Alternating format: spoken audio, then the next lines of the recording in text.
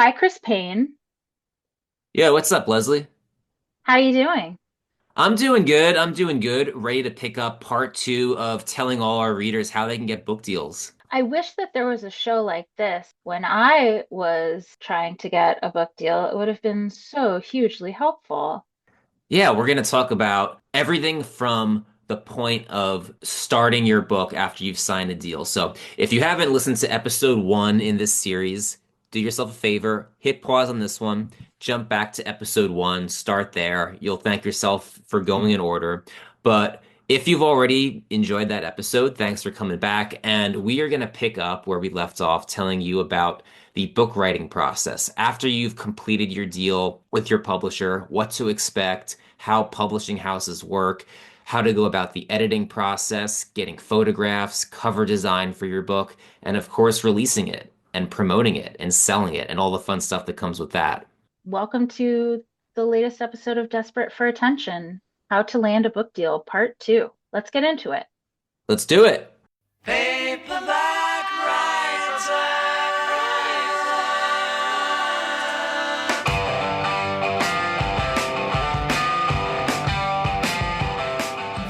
So, Chris, just to summarize, we had $1 million ideas, each of us, right?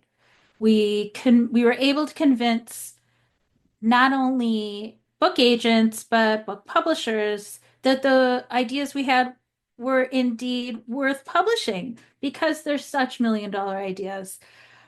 Now we've got to actually deliver on the books that we told everyone that we would write. So staring at a blank page, knowing that we've got to fill it up with what, 50, 60, 70,000 words? How how do we do that? Well, you can either get writing or you can be one of the authors who takes the first part of your advance and dips. Either or. There are plenty, and believe it or not, there are plenty of people who do just exactly that. You don't say, Leslie, you don't say. And usually Do you they're think people with a lot more money than us. that's true? Do you think they ever have to pay the advances back? Like it just takes 20 years for accounting at the publishing house to be like, oh, right, so and so owes us $15,000. Yeah, I have a feeling there's a lot of high in demand pseudo celeb authors running around out there with six figures worth of an advance that they never did any writing Mhm. for that they let hit their bank account, had some fun with, and then never did anything with.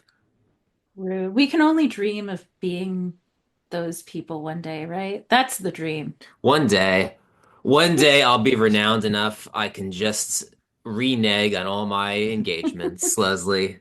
I love that. One day I'll be so successful, I'll be the biggest piece of shit. I can't wait for that day. For you, for you. I support your choices and I support you. Where are your boys tonight? Nowhere, because the author's not writing this book. But don't even think Goodbye. about getting your money back because fat chance, fat cats. I like it. I love that. So yes, we both had very different timelines for each of our books. I don't know how much of the difference can be attributed to just it being a different moment in time versus yours involved all the interviews. Mine was more, it was what we put down on paper. I always thought of writing the books as one big puzzle, and the pieces were out there. I just had to find them to fit them all together. That's how I sort of saw it, is that I was but a vessel for that information to come through me and get onto the page.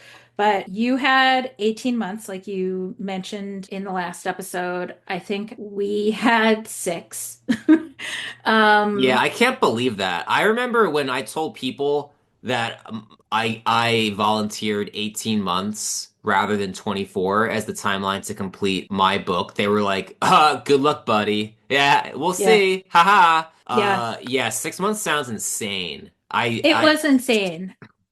I don't Six know. months. I don't know how we did it. I mean, I do know how we did it. My tagline was just, I'll sleep when I'm dead. And I just kept going because I was so young and caffeinated and I I didn't was know about any to say better. so much sugar-free sparks.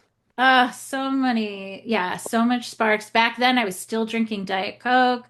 I was living the good life. I don't know how we did it. I do know that Trevor, who was a very frequent contributor to alternative press and other different media outlets at the time, focused a lot of his attention and on writing for the book. So he probably said no to more assignments than he would have.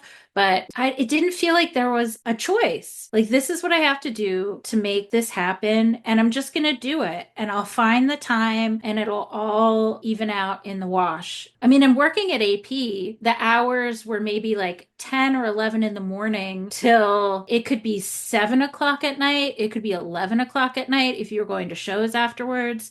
So it was really all over the place. But when I wasn't doing work for AP, I was doing work on the book, and maybe I slipped a shower and a bowel movement in there somewhere. But I can't even be sure if I did any of that stuff. But the writing process of the book, and all in all, the writing process is my favorite part. I feel like there's a lot of magic that happens. And while I was writing this with another person, there would definitely be times we divvied everything up, right? So we had created a timeline for all of the different chapters and then broke down each chapter into each segment. Certain chapters where I did the majority of the writing, like the fashion chapter, and there were others that Trevor did the majority of the writing. I think he did a lot of the books chapter. We tried to play to our strengths as much as possible, but there would for sure be times when I would wake up in the morning or I would furiously write for a couple hours and step away and go back and read what I had written. And you could have like knocked me over with a feather that I had no memory of writing it. I really would read something that I wrote sometimes and have no concept or no memory that I wrote it. And I almost would have thought that someone came in, broke into my apartment, opened my laptop, decided to write this section of the ideology chapter, and left because it felt very out of body. Like, I don't know what it was. Like, when I got into a groove of something, like the whole puzzle pieces thing, it just fit together perfectly. So we didn't have a lot of time. It was a mad dash. We had rolling deadlines as we went. So about every 2 weeks, 3 weeks, we had at least one or two chapters due. So that was all moving on the conveyor belt. Parallel to that, we were coming up with all of the descriptions for the illustrations that Rob Dobie was responsible for. And we carved each of them out down to every last detail. So he brought them to life, no doubt about it. But there was nothing that he drew that didn't come from very specific context and frames of references. And we definitely used people we knew. I feel like he had 75 to 100 images for the entire book. We broke those down further into, chapter intro pages, which were full page drawings versus half page drawings versus what they called spot art, which would be maybe a fourth of a page or a margin or something like that. So as we were writing, Rob was trailing maybe a week or two behind, and we were giving him those rolling deadlines. We were actively editing with him as he was going, so that at the end of the 6 months, they had everything from the manuscript complete with all of the images where they belonged in the book on the pages. And it was because we were getting feedback as we went, it made the editing process a lot easier for us. And it took a lot less time to do final edits because we had gone as we wrote. Trevor was living in New York City at the time. I believe he was living in a basement apartment that had no windows. And then his dad was living, believe it or not, in the general Cleveland area. So he would come and stay with his dad. And then we would do these like writing weekends, and he would come over and we would just set up shop at my dining room table and just not get up for hours and hours and hours at a time. But we got a lot done. And the last dash to the finish line of the final manuscript, we read through everything out loud twice. And it took a long time, probably took 2 or 3 hours each time. But that's how we knew if something was going to land or not. To this day, still tell everybody that I work with that there's such a big difference between writing to be read and writing to be said. And the best thing that you can do is read back your work out loud, no matter where your work is intending to go. I think there's just Oh a, yeah, yeah, yeah. it comes alive when you say it. So, um, I also cannot stress how helpful it was to be so detailed in the chapter outline of the book proposal and all of the work that we spent really getting down the tone and the message of each chapter. And that was just less time researching as we went. We already knew what we wanted to say. We didn't have to figure out what we wanted to say. We just had to figure out how to say it. And that's just the way I write now. I would rather take that time in the beginning to set everything up, and anticipate things than have to go backwards and then feel like I'm dragging my feet trying to figure out what the winning combination is. Lastly, I guess, and I think you're going to end up speaking to this a little bit, the team that we signed on with at the beginning of the proposal was not the same team that took everything over the line. And I thought that it was maybe just our luck, but I think it's also more indicative of just the publishing system altogether that Do it's I have not, stories in store yeah, on like on that note, Leslie? Do I it's have stories in store? it's not a usual thing. It's not an automatic thing that the editor who agrees to go on the journey with you through the book at the beginning when you sign the deal is the same editor that will be giving you feedback on chapter 6, is the same editor that will be setting up the marketing plan, is the same editor who will be at your book signing. So you could have a lot of different marketing people, press people, editorial people, the heads of your department might change. We were very lucky that Jane Friedman was the CEO of HarperCollins when we signed. She was a Spitfire and understood that things had to change in publishing. She was so revered, but yet a little bit feared, which I think is the best type of CEO. And she was so kind to Trevor and I. She was such a visionary, and we were very lucky for her to be anywhere near our book. But then she retired. So, so again, it's just you can't really get too attached to the people, aside from maybe your agent.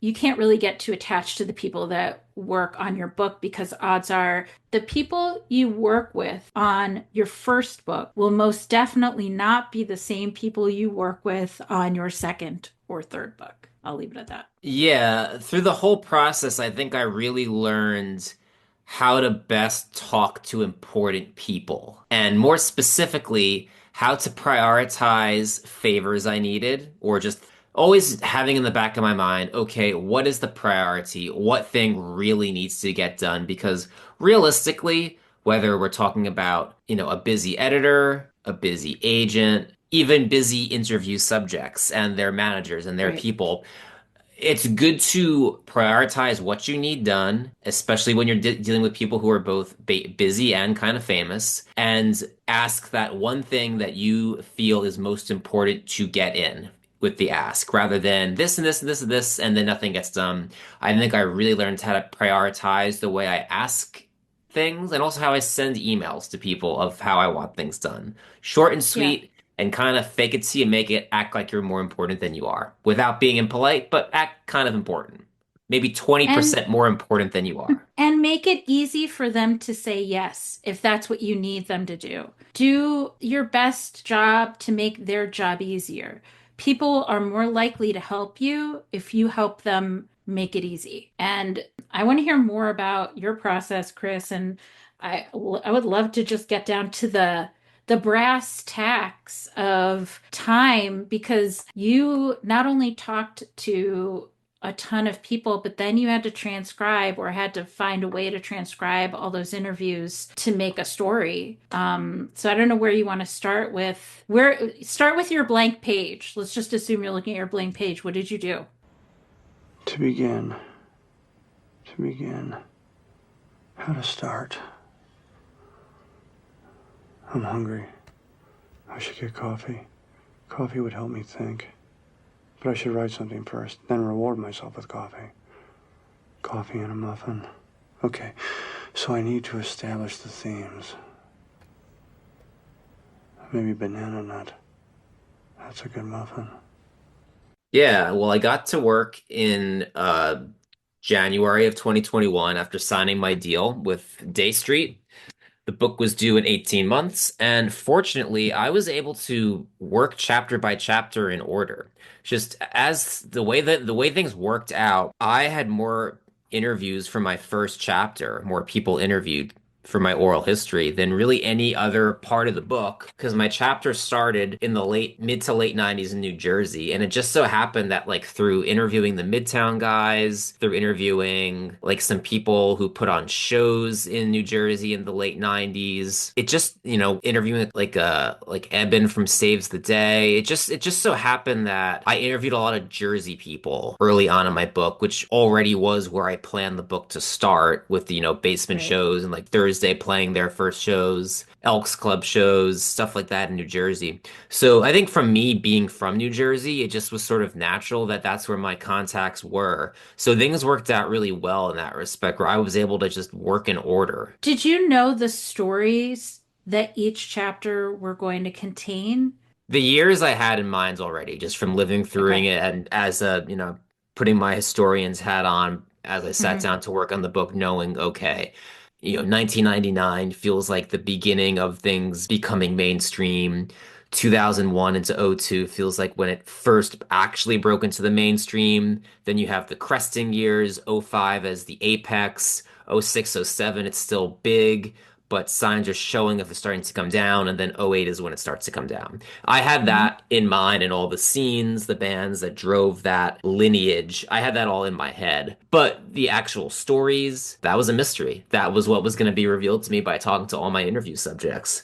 So that all took shape as I filled in each chapter as I went. Moving on, just to set the stage. This was still kind of heavy COVID pandemic times. This is, all of 2021 into 2022 was when I was doing the bulk of my writing and reporting for Where Are Your Boys Tonight. So there wasn't a whole lot going on, outside of my place in New York, in Brooklyn. It was a very singular almost, a very singular focus writing the book at this time, which I feel fortunate to have had that to guide me through those years. Just being in those pandemic times, barely leaving the house, not everything really made sense.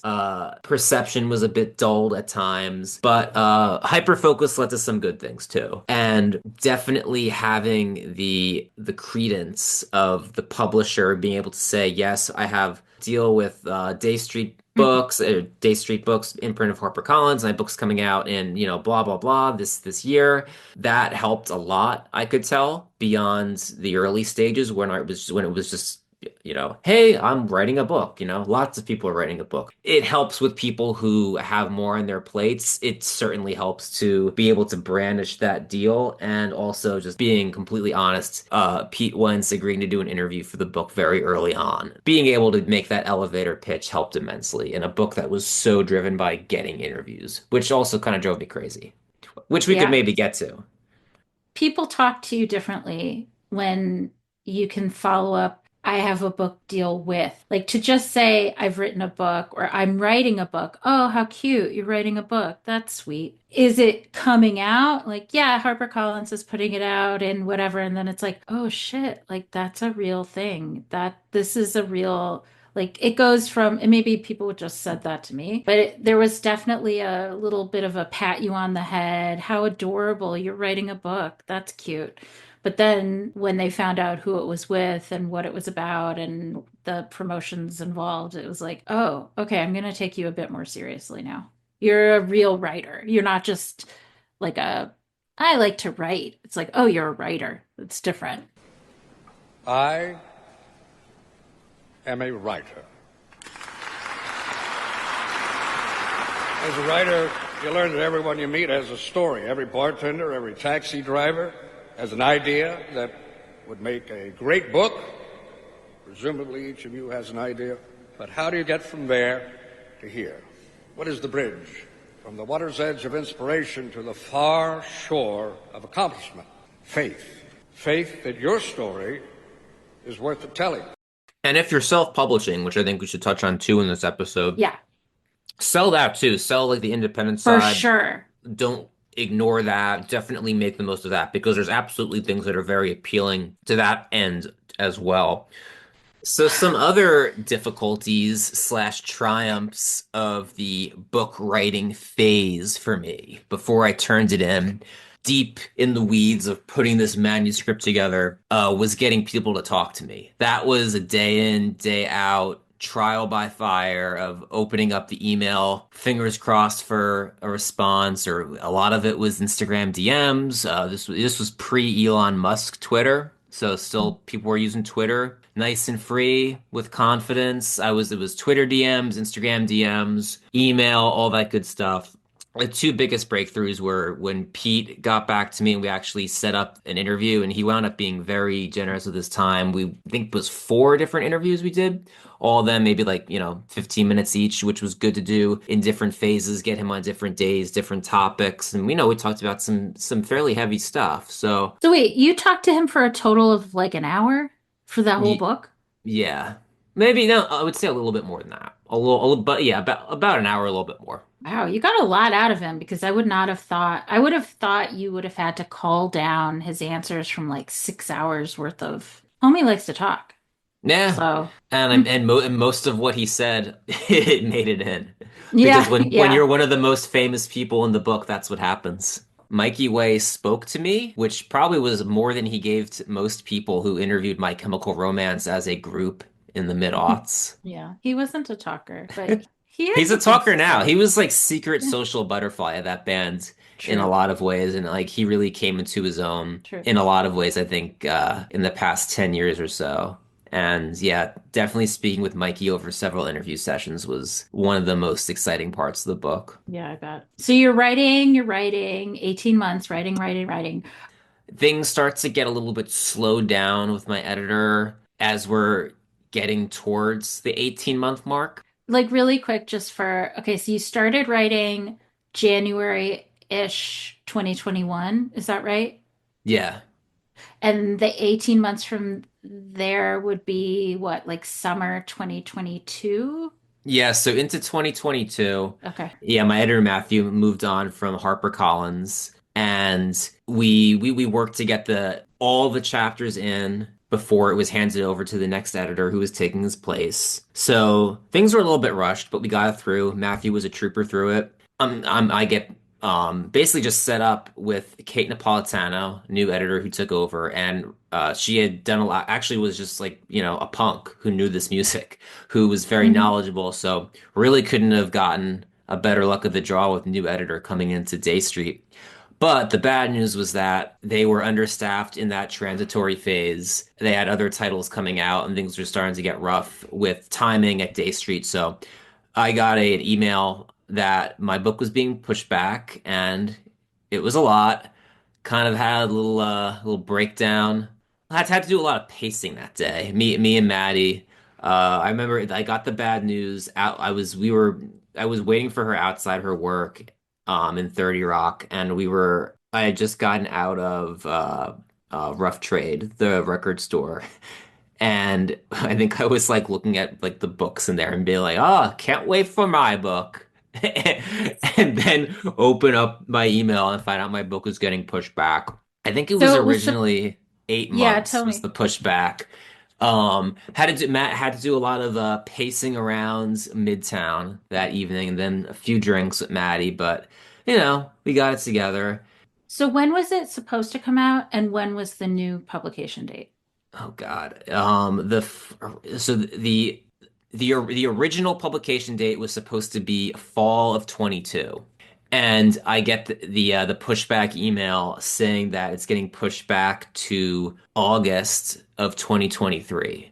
So I was like, shit, that's a Mm-hmm. long ass time. That's a long ass time to wait for the third and final part of my payment. We talked about payment plans in the Hmm. first episode in this two-part series.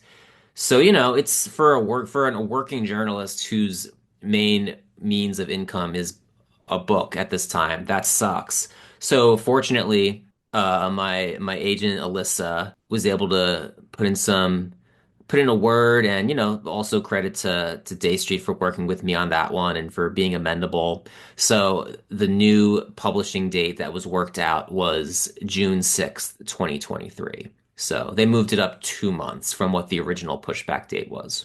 Okay. Could have been worse, Could have been worse, right? and it gave me a couple more months to work on interviews. So I was able to Yeah. hit on a couple dozen more people who were maybe busy or just, things didn't link up. And the end result of the book is better. It absolutely is. I'm not saying I'm Hmm. happy it got pushed back. This is more like me just, as you have to in life, make the most of things. And For now sure. there's more content in the book, about 2 dozen more people who wouldn't have been in it otherwise. So a more full version of Where Are Your Boys Tonight came out from the book being pushed back. And also like getting the June release date was very good. I think something constructive to people listening who are interested in writing books, not all release dates are created equal.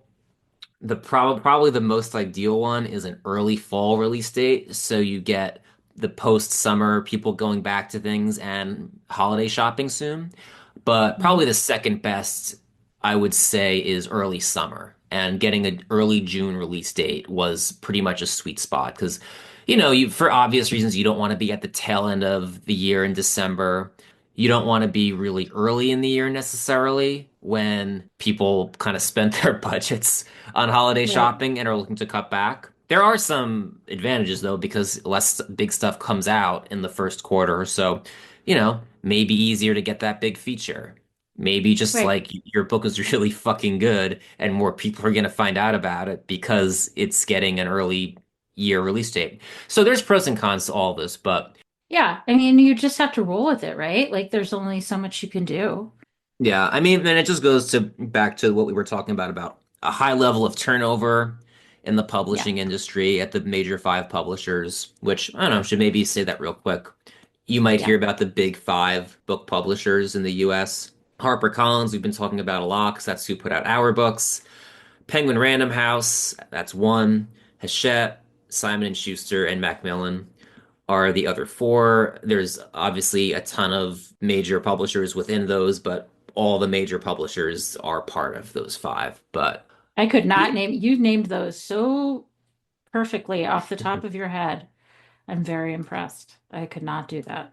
Okay, so maybe if we can still, I don't know why I want to talk numbers with you so much, but I'm very interested. What was the total of people that you interviewed for the book? So for the book, I interviewed over 150 people. I don't remember the exact number, but it was probably something like Hmm. 158 or something like that. Hmm. And cumulatively, everyone together, more than 300 hours of interviews. And then the transcription portion of things, because you had to actually conduct the interviews, log the interviews, and then to transcribe them, then go back. I'm guessing you had to go back through them to know which parts of them were going to be used. Could you maybe just briefly talk about what your process was for how did you fit together all those puzzle pieces? Yeah, as much as I hate to say anything remotely positive about our AI industry, I did partake in a little bit of AI to assist in the transcription process of this book. I used a program called Otter to do all my transcriptions. After it transcribes them, I went through and then corrected things because obviously it's not going to know the Yeah, names and band names of people from New Jersey in 2001. right. So I went through, tweaked things, corrected things, made it so I could at least read it, and then highlighted. I highlighted stuff that was at least potential book material out of all Hmm. these raw interviews, pages and pages. I believe I would when I was working on a chapter, I had an idea of which characters I needed for that chapter. So I would Mm-hmm. go to those people's otter transcription pages and pull out potential quotes for each chapter. So I would have like maybe 21 people in a big Mm-hmm. Word document and all their potential quotes. And then from there I would just start sculpting, building the Got chapter, it. just getting creative, building a narrative. So then you finally turn everything in before we get to just like the finality of having a finished manuscript. Where did photos fit into this? Because you do have photos featured in the book as well. Was that after things were locked, or you did that as you were putting everything together? Yeah, so there's a photo section, full color photo section in the middle of Where Are Your Boys Tonight. That was all on me. I took that on myself to say, first of all, yes, I want to have a photo section. And then Mm-hmm. they're like, okay, great, that makes sense for this kind of book. Well, good luck because it's you're paying for it.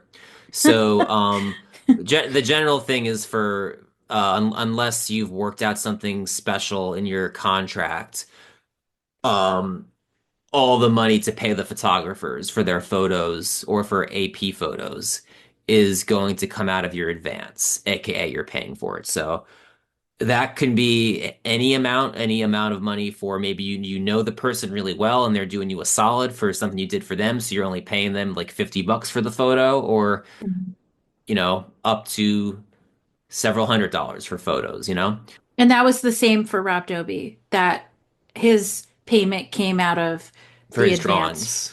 Correct.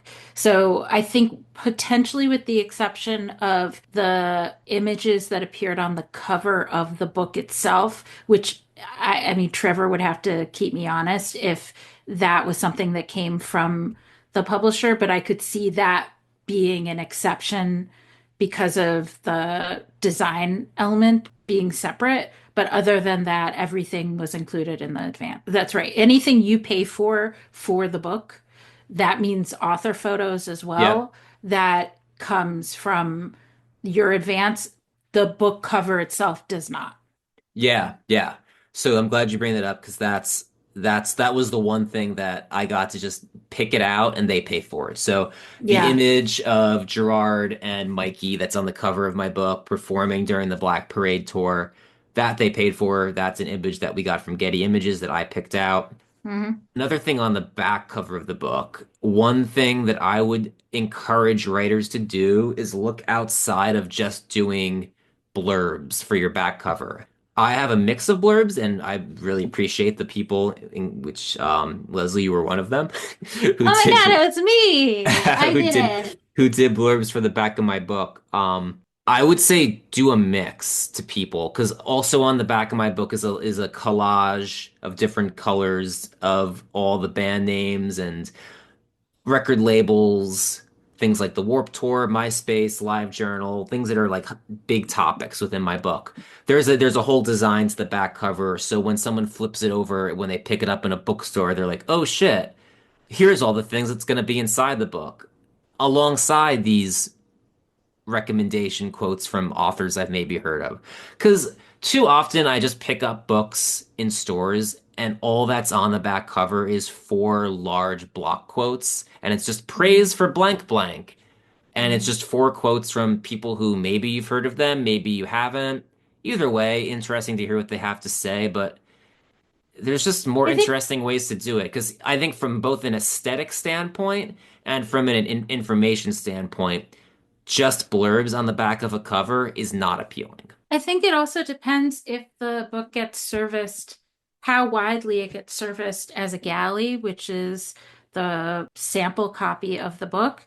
Because if those blurbs are from publications versus people, usually it has to appear in a review you have to get an early review in order to pull that pull quote out of it. For Everybody Hurts, we have back cover blurbs from Rachel Harris, who is an actress that we loved, who everybody would recognize. She's been in a ton of stuff. And Jason Tate from absolutepunk.net. The real get was kind of the teaser at the end, which was Pete's fake email that he wrote that's included as the last page, which was not a real email. But we wanted to include that as a little Easter egg.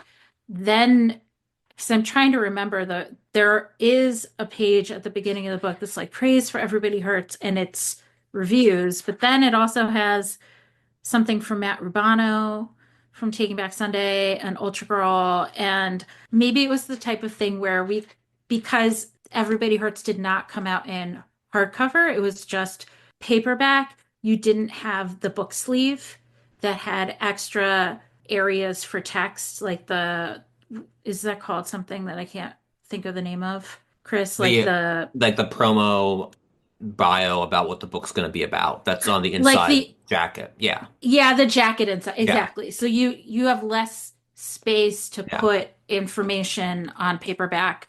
So given that there was not a lot of space, that also may have cut into the decision. But Chris, the decision to call it Where Are Your Boys Tonight, but then to have a picture of my chem versus Fallout Boy, what gives? Well, I saw My Chem and Fall Out Boy as really the two leads in the book, like Band A and well, two Band A's, The, A1 the and first A2. two on the call sheet. First Yeah. names on the call sheet. And I remember a big thing was we wanted to make people know when they pick up the book in a bookstore, look at it real quick. They want people to know that it's a book about emo in general in that era, like a bird's eye view of everything, not a book Mhm. just about one band. They don't want people to look at it, see the picture of Mm, Gerard on the cover and be like, "Oh, an MCR book." So right. for me, mixing up the Fallout Boy title and the MCR photo was the perfect way of accomplishing that. Um, I didn't have that title at first.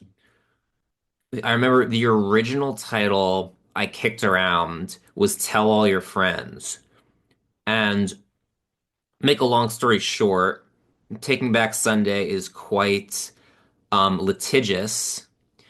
And I was Oh. informed that not directly through them and not in a threatening way, but more in like a helpful hint kind of way of, yeah, if you name it that, you might get a hard time because there had been like an emo night that was called Taking Back Tuesday, and I think there was either like a Mm, cease and desist or something. It's so I was like, all right, I wasn't totally married to that title anyway. It was like an early title.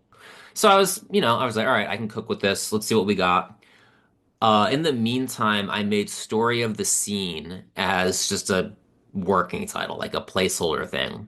And my book went out to publishers in the submission phase, which we talked about in the previous episode. It went out then with the title Story of the Scene. My editor told me like, don't worry about it. Title at this yeah, stage really doesn't make a big difference. Still, I kind of right. wonder if I had Where Are Your Boys Tonight then, if maybe the book would have gotten a little bit more interest. Because I mean, I'm happy with, the interest it got from different publishers and how things turned out, but you wonder about these things. Where is your boarding out? He's a gentleman. Maybe you won't find out what I know.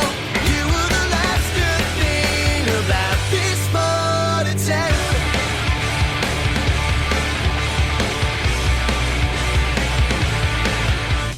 Great. Love it. Love it. Love it. All right. Where does that take us? That takes us, We're getting towards publication, aren't we, Leslie? I think we are. I can feel it. I can Because we feel talked us about inching our way there. we talked about my publication date, but not the publication. So for my book, Correct. we're up to that phase. Where do you feel like we're at with yours? I think we're up to the publishing date for Everybody Hurts was April 24th, 2007. I had shared the news about writing the book with my colleagues at Alternative Press, and they were mostly very supportive and proud. The ones that were the most supportive were also integral in including the book at our South by Southwest like happy hour party in 2007. The DJ was Tommy Sunshine, and I believe we had a couple live bands. It was on a rooftop patio in Austin, and everyone got galleys of the book, and it was a really great way to get the word out with enough lead time to get people talking about it before um, it was out. We then, after building on the marketing proposal included in the book proposal, these are the things that we'd love to see. Here's the pie in the sky type of stuff. In the time that we had pitched everything in the proposal to when it came down to really like put a budget together on what we wanted to do, we all were really stoked on the idea of surprise pop-up concerts sponsored by MySpace. And that was something that we all worked together on, coming up with the bands, coming up with the venues, coming up with the cities. Obviously, we plucked a lot of that from people who were super supportive of us, and the work that we had done at AP, both Trevor and me. We had a really fun book party in New York City in May of 2007. And that was the big, like, grand celebration that the book is out. Go get it. And that was held at the Annex in New York and had acoustic sets from Kenny Vasoli from Starting Line, Justin Pierre from Motion City Soundtrack, and then Zoloft the Rock and Roll Destroyer. And it was really awesome. It People really were stoked to go to a book party. It wasn't like your typical book event. And I think that's part of why it also worked really well. And the editors and the marketing team and publicity were like willing to listen to our off the wall ideas because they felt like it could work with a book like this. Like it was really a fun way to share the accomplishment with like all of our family and friends too, because they knew that we both worked really, really, really, really, really, really, really hard on it.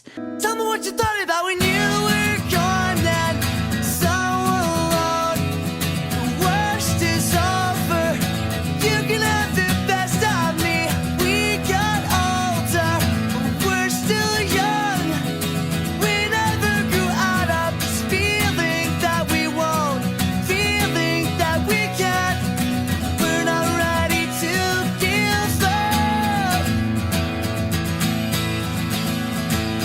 We got older, but we're still young.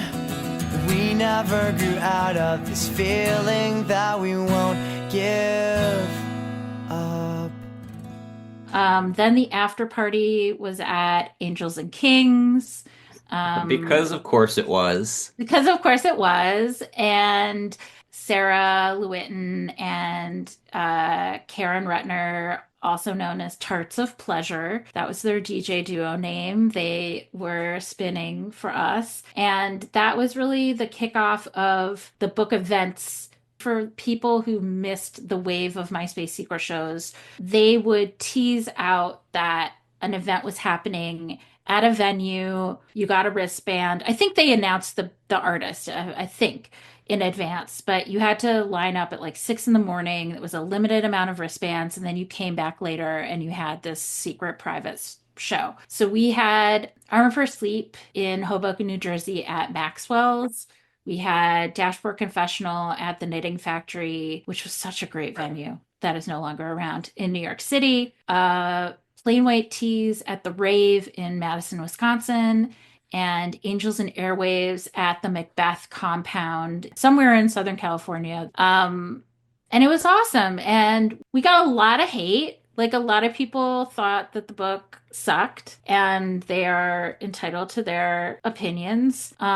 it was definitely super snarky and representative of the time where snark was the order of the day. But I feel like people also read it without bragging that they read it because they didn't want people to know that they read it and liked it. Like it wasn't necessarily cool to say that you liked it, but I know a lot of people read it. And for a brief fleeting moment, I feel like we were the number one book on MySpace and eventually dethroned by Head from Corn or Limp Corn, Bizkit. yeah, corn, Corn. yeah.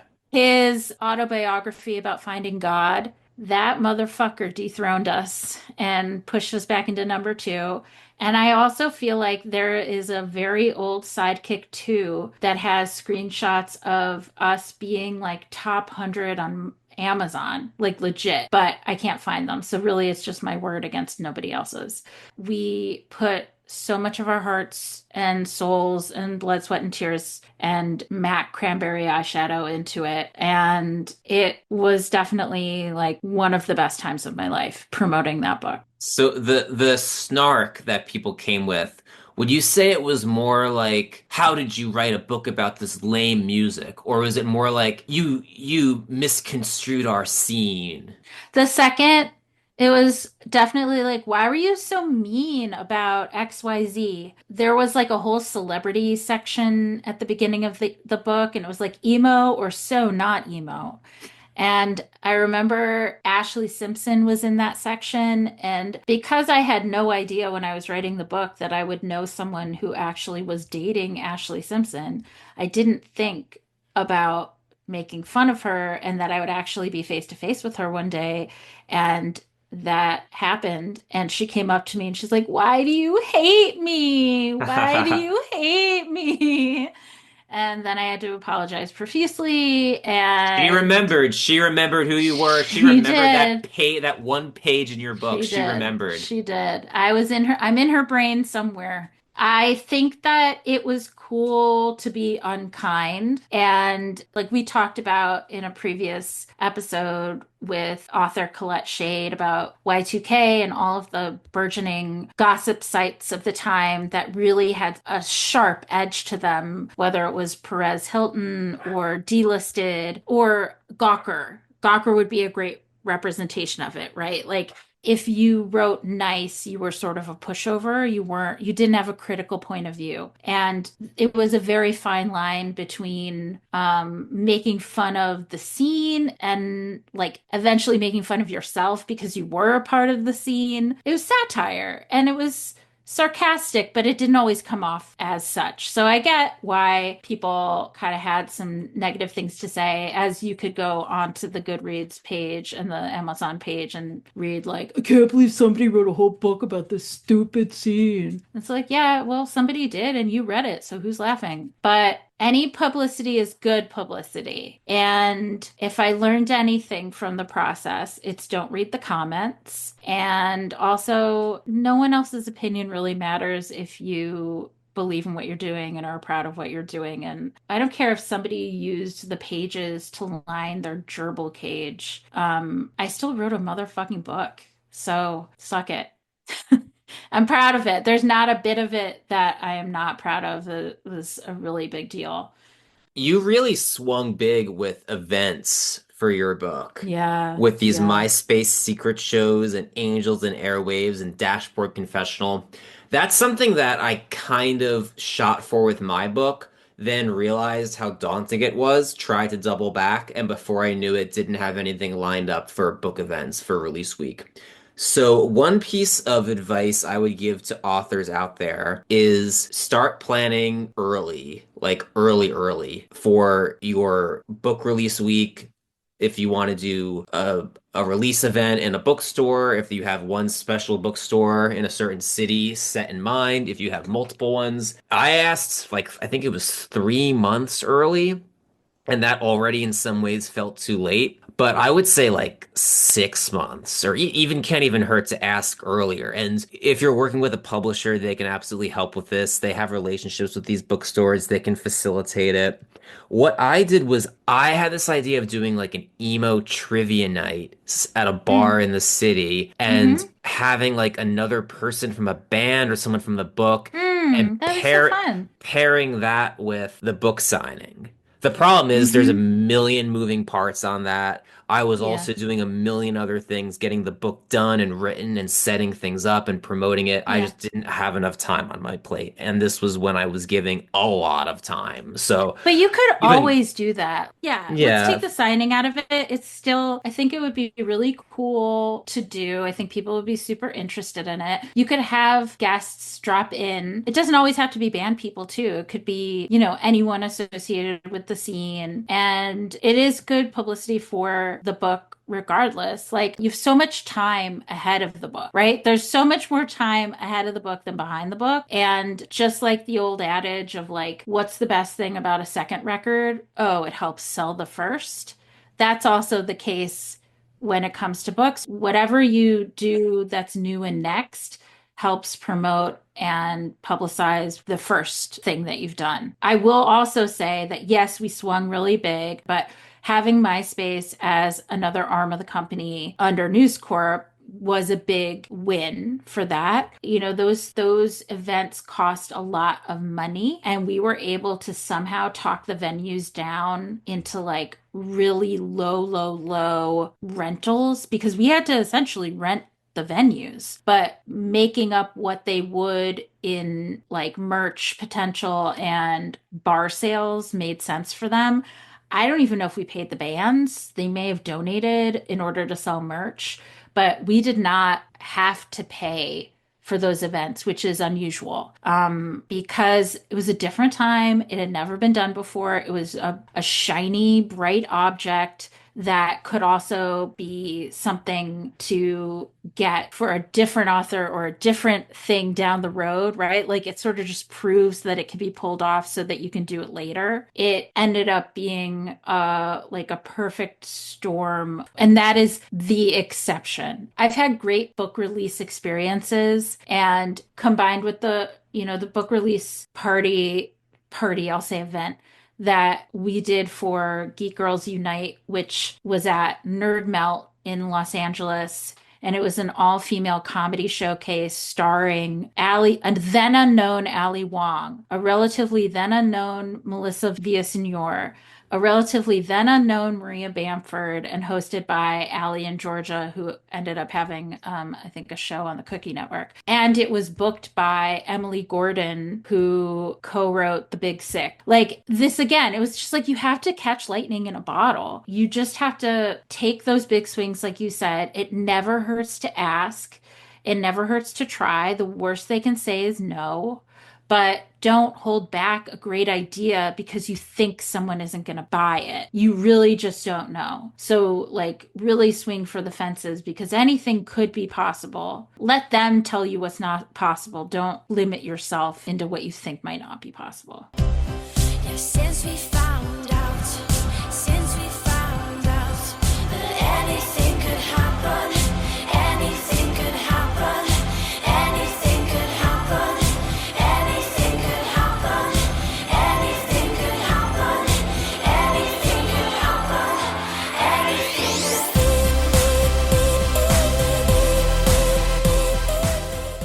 yeah. So I eventually got some really cool book events down in bookstores. It's just I had to wait a bit of time more than I would have liked.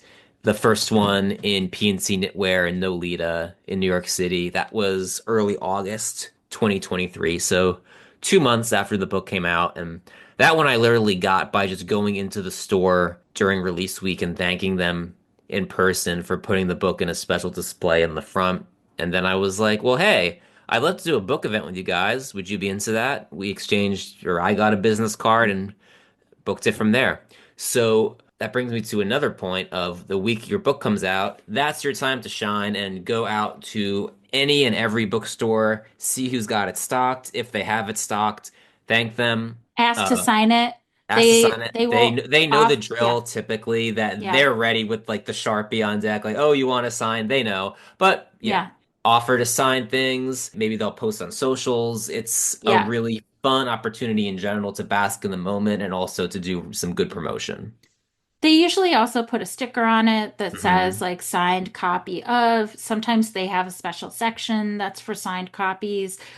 Plus, they have to keep the books. They can't send the back if they're signed, Yeah, which that's a is good point. also That's a really just good point. a little bit of a, oh no, you gotta keep this in the store forever. And Chris is totally right. Like, go kiss hands, shake babies, whatever you can think of. Have your friends do it as well. Like, put a call to action out to whoever you know. Like, if you see my book, take a picture, tag me, send it to me. It's a reciprocal promotional opportunity. These bookstores love to be highlighted by authors. It's really their lifeblood. So, as much as you think it might not make a difference, like Chris is saying, it could be you could actually go from being just a patron of a bookstore to being someone who has a panel and everyone wins. And then now you have a great relationship with your local bookstore. You're getting people to buy there versus maybe the big box retailers. And for your next book, you can then go back and say, hey, we had a good run the first time. You want to do something again for book number two. And also during release week and leading up to it, I'll also stress so much is in your court. Yes. Your publisher will eye some big picture things, getting it reviewed in, the big literary journals, the big review sites. I know that I got a couple interviews on morning talk shows, a couple NPR interviews set up through the publisher. Most of what I did though promotionally was stuff that I set up. So for instance, my first serial, which is the first sampling of your book in media. So maybe like a first chapter that's shared in advance, something like that. Mine was with Vulture. That was a great look for me for the book. I was so psyched about that. And that was just from a relationship I had built up for doing some freelance writing for them. So that one thrilled my publisher. I'm sure they were also thrilled that it was a good look that they didn't have to do any work for. Stuff like that, like Billboard, where I had worked for forever and knew people there, did a nice piece with Billboard, a couple other cool ones. Andrew Sacker at Brooklyn Vegan, Marianne Eloise, who's in my book, she interviewed me for Rock Sound over in the UK. What Chris was saying in an earlier episode about like knowing when to ask and what to ask. You can't ask for everything, right? Do you want someone to be in a blurb on the back cover, or do you want them to do an interview, or do you want like just use your personal connections and ask for what you want? I mean, like I said, the worst thing if you I always like to say if you don't ask, the answer is always no. And this is a great opportunity, especially if they are in the book, that it's mutually beneficial for them to do you a solid, because it promotes them as well. And people like to help themselves. So, Yeah, I'm in a place now where a couple people have asked me to do blurbs for them, and I know mhm, how flattering it is and how just exciting it is to read a book ahead of time that's on a topic that I'm really interested in. Yeah, it's a very exciting process. It's very gratifying. You will be filled with gratitude. That I can say yeah, for sure. Yeah, I would say around release day, as much as you can in your life, whatever your schedule is, work out time for promotion. You will not yeah. regret it. So whether it's going to bookstores, scheduling events, hosting parties, setting out a lot of time so you can just be on the phone doing interviews, set out as much time as you can. Keep all of your socials up to date, make sure all of the links are up to date. So Yeah, make sure yeah. the link in bio has the direct information, whether you're pushing your Amazon page, your Goodreads, your bookshop.org, like wherever it's going to make a difference for you to get your books bought. And also, this might be cringy, but like the things that people write about your stuff. If someone posted on Instagram that they liked your book, like that post. Write a comment on the post that says, thank you for reading. Like little things like that, just basic manners gets you a long way. And also, that's like a loyal reader that's going to follow you. They had a personal connection with you. You took the time to reach out to them. Like, you can't buy that. Yeah, and as you go through the post-release phase, be sure to reach out to your editor, reach out to the parties that be to get sales figures. That's their job to keep you in the loop and provide those. And I think it's helpful to tell new authors kind of what the chain of command is. Yeah, it really goes agent is closest to you, then your editor at the publisher is probably the next closest relationship to maintain. The next closest person to your inner circle is the editor of your book at the Right. publisher.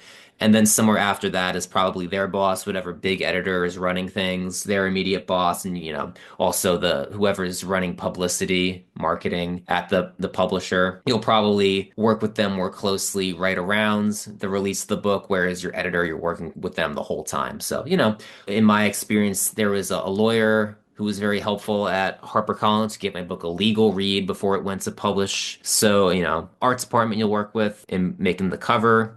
And also editorial assistants. Be very nice to the For editorial sure. assistants. From what I've heard, you'd be surprised how many authors treat them like shit. And that's ridiculous because they do so much of the important work to get shit done. They are the unsung heroes. I feel like we're sort of winding down with the deal, the art of the deal. Are there any other thoughts, tips, takeaways that you want to leave with our dear listeners? Yeah, trying to think of other things. Things, you know what? I think something I learned from this book process of putting out Where Are Your Voice Tonight, more than anything, what sells books is genuine grassroots enthusiasm. And I know that might sound a little like contrived or lovey-dovey, but more than any like podcast you could get on or like publication, magazine to review your book. I don't think there's any magic bullet.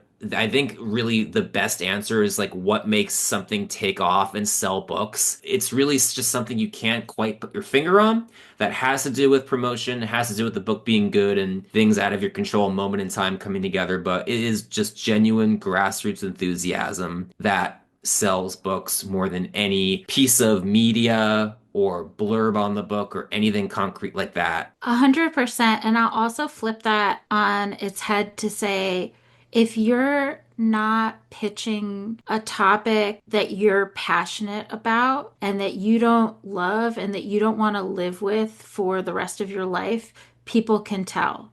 Because Hmm. when it does come time to promote and market, you can tell that someone's heart isn't in it. It's not something they're excited about. It's not something they eat, sleep, live, breathe. The best ideas are the ones that keep you up at night and get you up in the morning. They're the ones that you can't wait to get back to your laptop or your phone to write down ideas for. I mean, you can tell when someone is excited about something they're writing, just like you can tell someone is excited about something they're reading.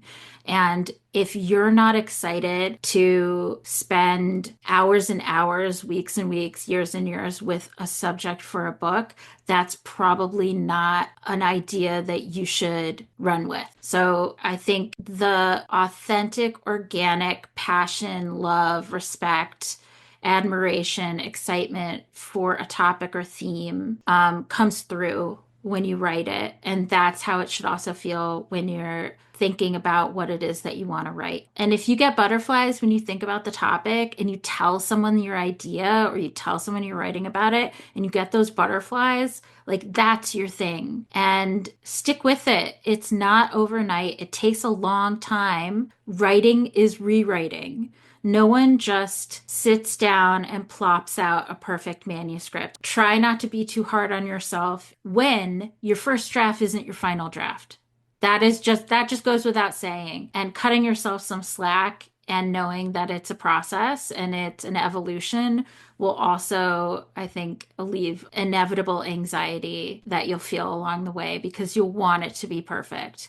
And you'll get there, but it might just take a bit of time. Yeah, write what only you can write. That's advice I'd give someone for choosing a topic for a book or just writing in general. Like Yeah. find what drives you that drives no one else, that makes you unique, and then that turn that into your writing. Like find the thing that you do best and you know the most about and just put in the work. Do it. Just do it. I think we gave enough inspiration.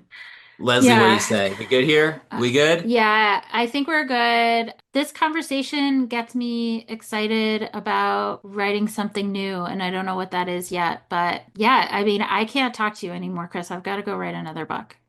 Yeah. I've it's been on my mind as well. Book number Yeah, 2, thinking yeah, about things. This yeah, conversation, it yeah. helped. I can't talk to you anymore. I've got to go write. But before we go, let's tell the people where they can find more desperate for attention. So you can follow each of us on our own socials. I'm at C Paint on a Plane on Twitter /X, Blue Sky, Instagram, and Leslie, you're at Red Pattern Dress on those same verticals. That's true. That's And true. what about the to find the podcast, Leslie? What can people do to listen to the podcast and download it? On socials like Blue Sky and Instagram, we can be found at Desperate for Attention Pod. If you aren't already following us, please do. There's lots of fun stuff there. You can also listen to past episodes, present episodes, and future episodes on whatever podcasting platform is your favorite. Look for Desperate for Attention Pod. Like us, rate us, follow us, subscribe to us, share your deepest, darkest secrets with us, tell all of your friends about us. We thank you for listening. And if you have any thoughts or any questions on the writing process beyond what we covered in this episode, please reach out. We would love to hear from you and help any way we can. Yeah, maybe we'll do like a mailbag episode sometime. Oh my God, I love that. I would love a Pony Express episode. That would be the best. Pink Pony Express Club. All right, Okay. I'm coming up with portmanteaus that don't make any sense. Let's call it a day, Leslie. What do you say? All right, I'll smell you later, Chris Payne. Bye. Bye.